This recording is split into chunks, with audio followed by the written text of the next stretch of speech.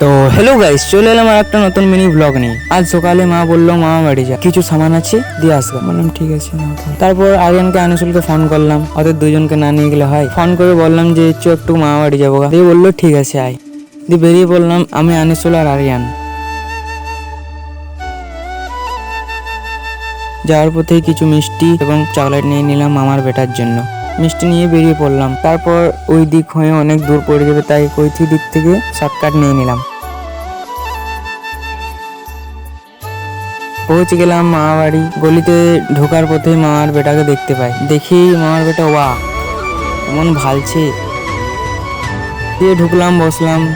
কিছুক্ষণ অপেক্ষা করার পর নাস্তা করলাম। নাস্তা করে নানিকে দেখা করে বেরিয়ে পড়লাম বাড়ি। তো এইখানেই ব্লগটা শেষ করছি। আশা করি আপনাদের ভালো লেগেছে। যদি আপনাদের ব্লগটা ভালো লেগে থাকে তাহলে অবশ্যই লাইক, শেয়ার এবং ফলো করবেন। দেখা হবে পরের মিনি ব্লগে। টাটা।